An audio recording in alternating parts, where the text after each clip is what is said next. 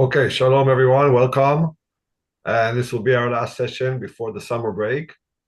And today I want to talk about the connection between the Parsha, Balak, and the Haftarah from Micah, from the prophet Micah. So, what's the main event of the Parsha of Balak? What happened there? He hired uh, the Midianite prophet Balaam to curse the Israelites, and God turned them into blessings. But what's the most bizarre thing that happened in the parsha? Do you recall? So Larry Hogan is going to remind us. The donkey. Right, the talking donkey. So you would think, okay, we need a connection. Haftarah has to be connected to the parsha.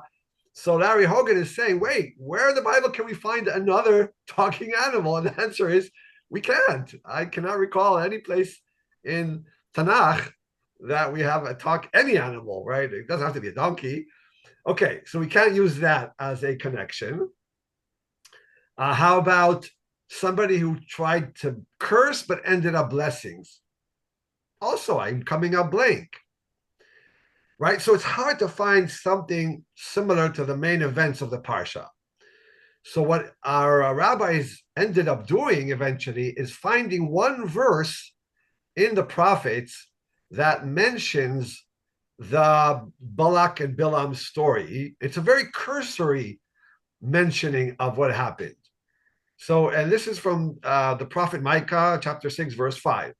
Ami, my people, zechorna ma ya'atz Balak, melech Moab, ume'ana oto Bil'am ben Be'or, min hashitim ad Gilgal, leman dat tzidkot Adonai. We have a volunteer to read the English?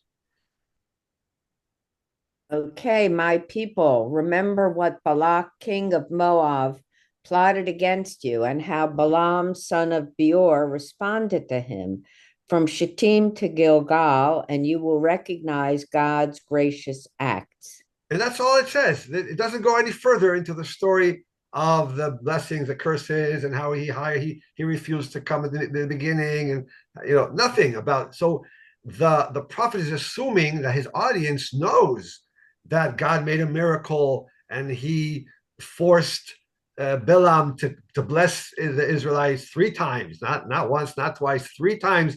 Blessings came out of his right. So the prophet doesn't mention any of that, which indicates to me that he's basing it on the collective memory of the people, and that's our connection. Really, it's just this verse.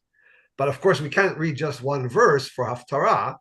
So we're actually going to go now and summarize the whole Haftarah and see maybe there's a deeper connection. So what's the background for Micah's prophecy? Right. So this is the nexus, just this verse, but we have to see the whole background. We can never take verses out of context. Okay, so this is a connection. So here's a summary of the first part, the gist of the Haftarah. So any volunteer to read it? Okay, Micah speaks on God's behalf and invites mountains, hills, and the firm foundation of the world to bear witness as God recounts how poorly his own nation has treated him. He brought them out of Egypt and gave them strong leaders, Moses, Aaron, and Miriam. God reminds his people about the prophecy of Balaam, who was commissioned by Balak, king of Moab, to curse the Israelites. But when Balaam opened his mouth, God changed Balaam's evil prophecy into one of strength and dignity. This is just one example of God's graciousness. Okay, so this is the first part, and then it continues. Okay, God laments that the people seem to think they can please him with a steady stream of sacrifices instead of by acting honestly with justice. With what shall I approach God, do homage to God on high? Shall I approach with burnt offerings, with calves a year old? Would God be pleased with thousands of rams, with myriads of streams of oil? Shall I give my firstborn for my transgression, the fruit of my body for my sins? And this is all rhetorical. The answer is No, these are all the wrong ways to serve God. And then finally, the concluding verse of the Haftarah.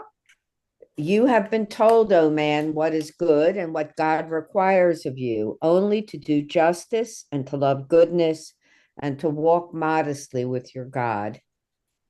Okay, so thank you for reading that. But here's my question.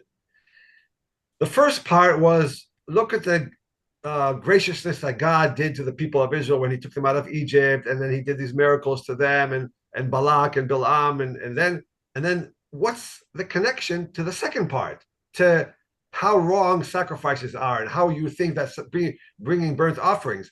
So we're going to bring Larry Hogan back again. Oh, wait, 1 second. Right. So let's call part 1A. That was the part.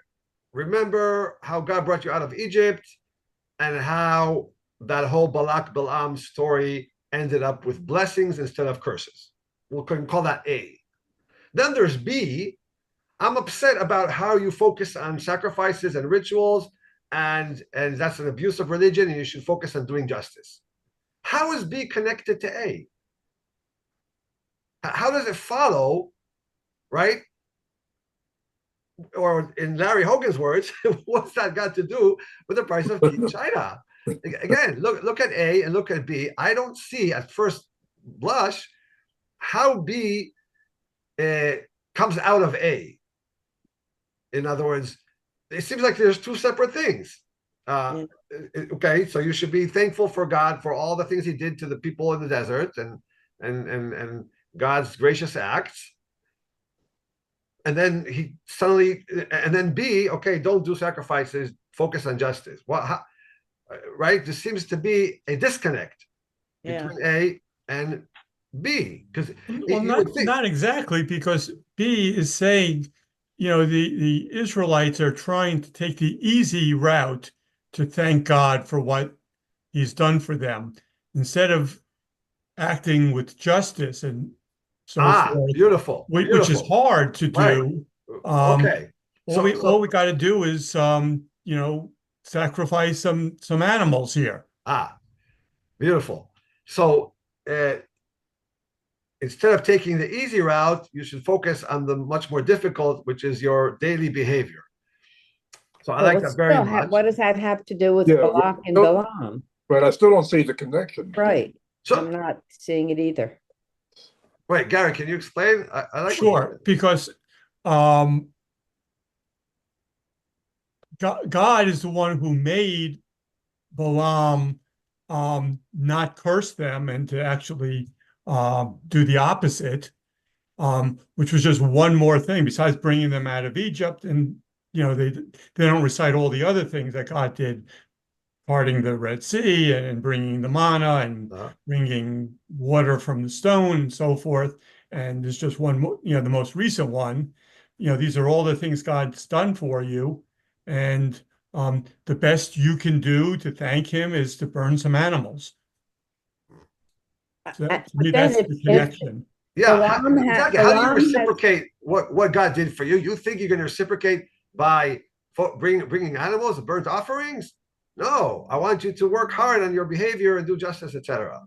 But Balaam didn't work hard on his behavior. He had no agency. Oh, wait. So let's talk about what Balaam did. Okay. So when we look at the blessings that he gave them, in other words, the utterings that were supposed to be curses and ended up being blessings, let's see if there's any mention of sacrifices, right? He could say, oh, these are the people who bring sacrifices to their God and are very loyal to their God.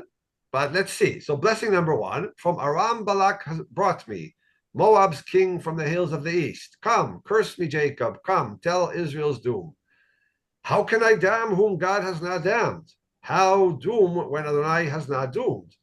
As I see them from the mountaintops, gaze on them from the heights, there is a people that dwells apart, not reckoned among the nations.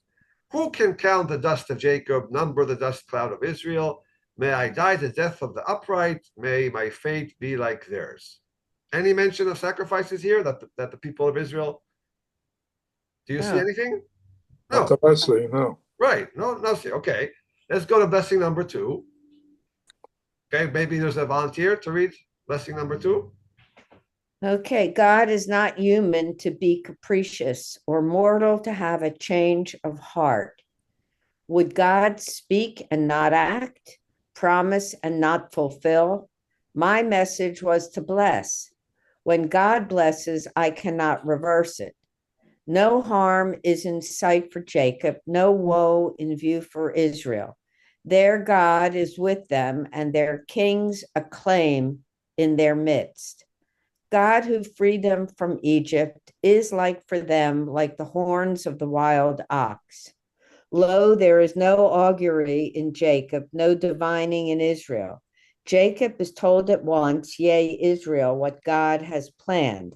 Lo, a people that rises like a lioness, leaps up like a lion, rests not till it has feasted on prey and drunk the blood of the slain. Okay, so it's a bit violent, but again, no mention of people who bring sacrifices. So he doesn't see that as anything worth praising. So no connection to sacrifices so far. And then we go to blessing number 3, which has the famous verse of Ma Tovu Alecha Yaakov. I bolded it. So any volunteer to read this blessing? This is the last one. Word of Balaam, son of Beor, word of the man whose eye is true, word of one who hears God's speech, who beholds vision from the Almighty prostrate, but with eyes unveiled. How fair are your tents, O Jacob, your dwellings, O Israel. Like palm groves that stretch out, like gardens beside a river, like aloes planted by God, like cedars beside the water. Their boughs drip with moisture. Their roots have abundant water. Their ruler shall rise above Agag. Their sovereignty shall be exalted. God who freed them from Egypt is like for them, like the horns of the wild ox. They shall devour enemy nations, crush their bones, and smash their arrows. They crouch, they lie down like a lion, like a lioness. Who dares rouse them? Blessed are they who bless you, accursed they who curse you. So it's interesting that, again, there's some violent imagery here. Maybe he's speaking from his own experience of, in order to be blessed, you have to be violent, you have to crush your enemies, crush their bones, smash. But he doesn't go into details. There's definitely no mention of sacrifices here, right? You agree with me? Yeah. And it's kind of mysterious. What is fair about their tents, right? What is fair about their dwellings? Not clear, right? In the Hebrew, it's matovu alecha Yaakov. What is How good? Good. Yeah. How good are your tents? And there's a lot of water-related imagery, rivers and palm groves and aloes planted, cedars beside the water. But again, he doesn't say anything about the Israelites bringing sacrifices. So we can't really find a connection to sacrifices in the blessings that he gives them. However, when we look at the text of what he did prior to these blessings, we're going to see something very interesting.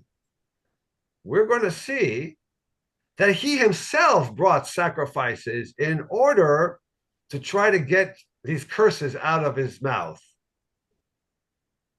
And not once and not twice.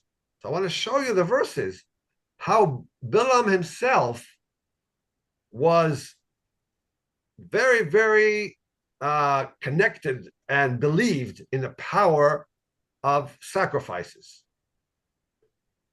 So when Balak hires him, Balaam tells him in verse 29, build me here 7 altars and have 7 bulls and 7 rams ready for me here. And then Balak did it, and he offered the bull and the ram on each altar. Is this the first time or is it the second time? No, this is the second time. Wait, let's go back. Here. It starts here. Balak even starts sacrificing. Balak sacrificed oxen and sheep and had them served to Balaam and the dignitaries with them. Okay, then he takes him to a place called Bamoth Baal, where he can see, there's like a vantage point where he sees the entire people of Israel, or a portion of the people of Israel. And then Balaam, in verse 1, says, build me altars. I'm going to sacrifice 7 bulls and 7 rams. Who is he sacrificing to? What do you think? Right? It's not clear. Is he sacrificing to his God or to our God, to Adonai? It seems because he was in conversation with, let's call it our God, it seems that he's sacrificing to our God. And then he in verse 2, he does it, and he offers up the bulls and the rams.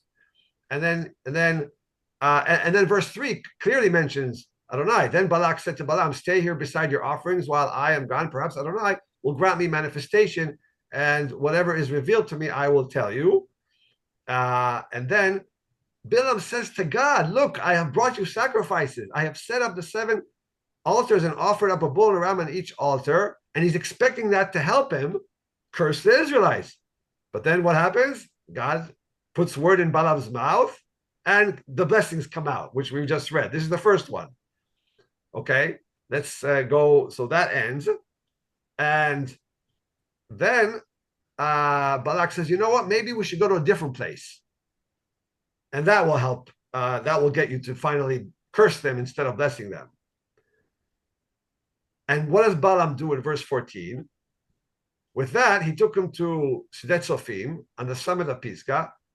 And again, he builds 7 altars and offers a bull and a ram on each other. Look how sensual it is to his manifestation, to his proposed prophecy, that each time he builds altars and makes sacrifices, hoping that this is what's going to get him finally to curse the Israelites.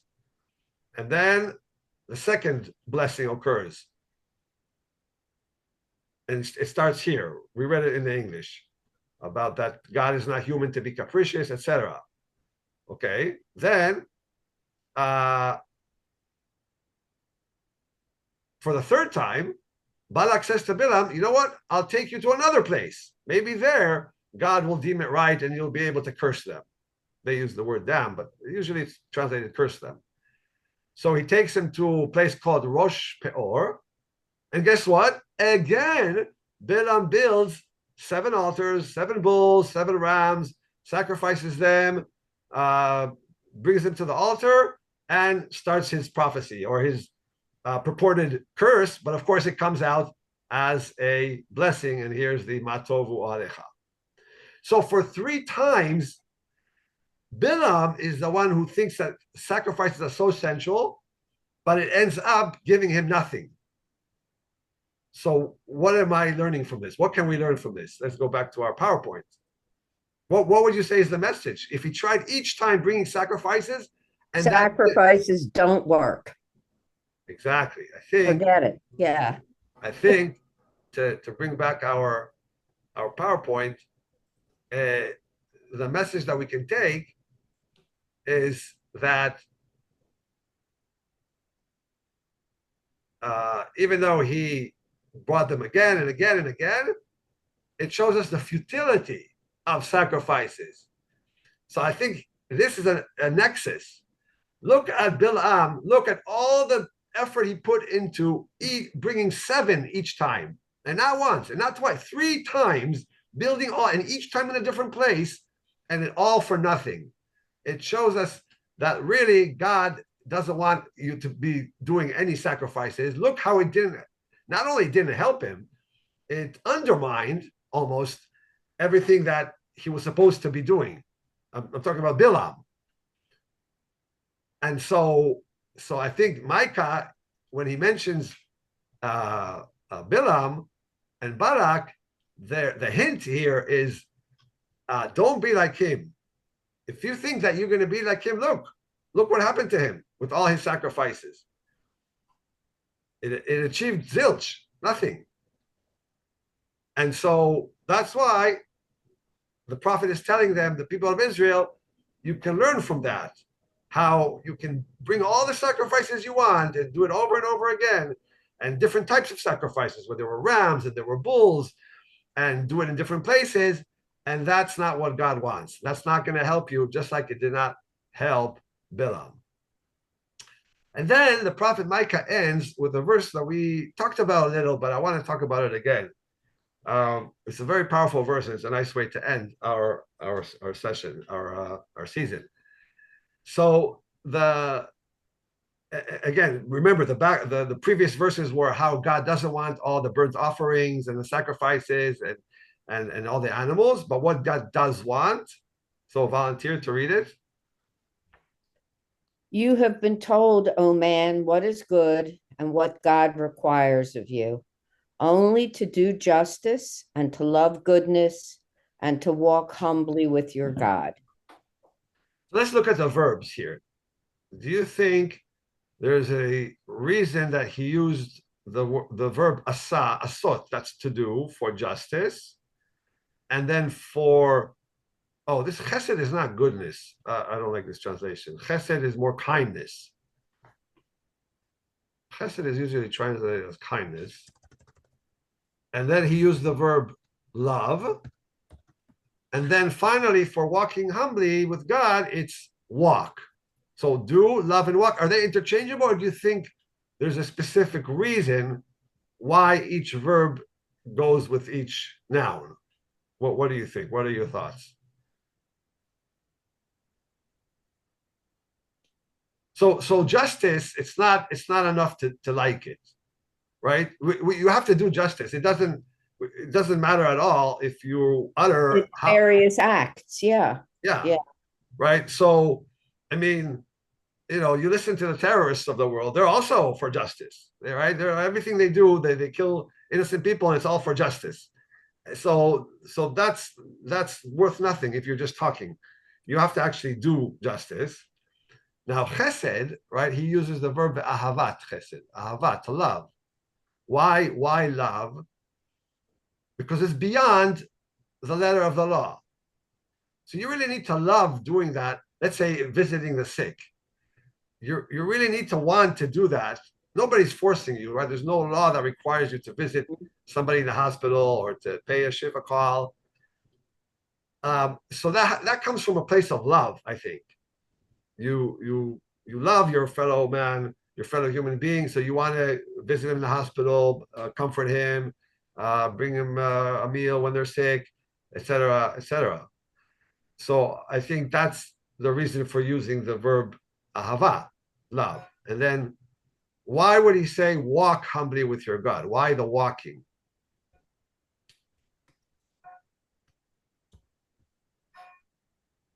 So this indicates motion. I think it's contrasting it with standing still. If you're standing still with God, then there's a problem there. In other words, if it's repetitive, if it becomes a rote, right? The word is rote, R-O-T-E.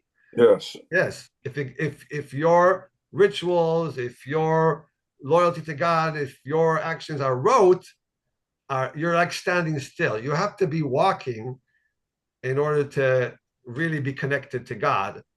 And then what's interesting is that it's not enough to walk. You have to walk humbly. Hatsnea lechet im Elohecha. And this brings up the question of why. First of all, also I want to point out that what's interesting about the last word, Elohecha, versus the two other nouns, the mishpat and chesed. Those nouns are not possessive, right? It's not your mishpat or your chesed. But right, how if and this is where the English translation doesn't capture the Hebrew, right? If the Hebrew would have said, walk humbly with, oh no, I'm sorry, it does capture. If it would have said with God, then what would be the word in Hebrew? If Micah would say, walk humbly with God. Elohim. Right. But he doesn't say that. He adds the possessive, your God, Elohecha. Why does he do that? And so let's watch a video from Aleph Beta. I think maybe we watched it earlier in the season, but it's a really powerful one.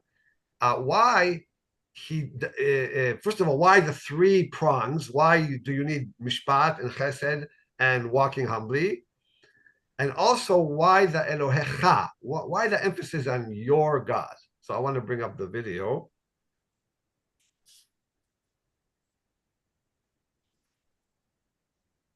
Okay, so share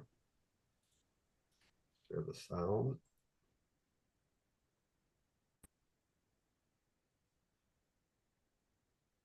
Being a good person doesn't mean finding all sorts of beyond the letter of the law possibilities in how to serve God, offering extra offerings, even more offerings, culminating in offering the hardest thing to offer. Before you know it, you're sacrificing your kids. He's giving you an alternative vision of what goodness is. 3 levels that build upon each other. Level 1, asot mishpat, be just, be fair. Decency begins with fairness. But it doesn't end with fairness. Fairness is just the ground level. If all you can say about yourself is that you're a fair person, you're a just person, that doesn't still make you a good person. Right? If I'm fair, so it's a level playing field. So if you're poor, it's not my fault that you're poor. Lift yourself up by your bootstraps. And what about basic garden variety neighborliness? Oh, I see, you need to borrow my lawnmower. Well, what'd you do for me lately? Fairness isn't the only thing that goodness consists of. On top of fairness rides kindness.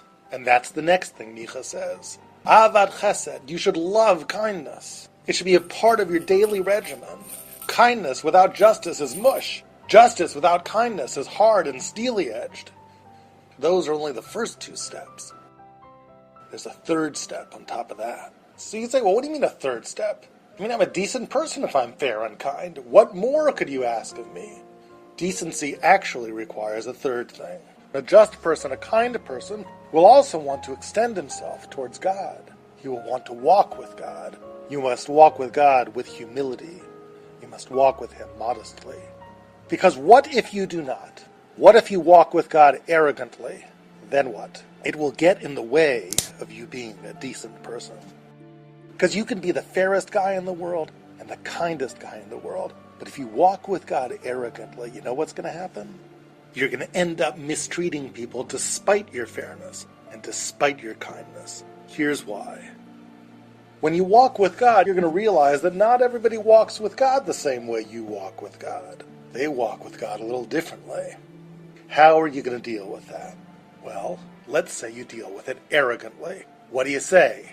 You know why they walk with God that way? Because they're idiots, that's why. Because they don't care about the truth. The truth is so obvious. I see the truth. All my friends see the truth. Why can't that idiot see the truth? Because he doesn't want to see the truth. Because he's not sincere. Because he's a charlatan. If you walk with God arrogantly, everybody is the other. And once that happens, your kindness and your fairness just doesn't matter anymore. Kindness and fairness, that's for people like us, not for the idiots out there.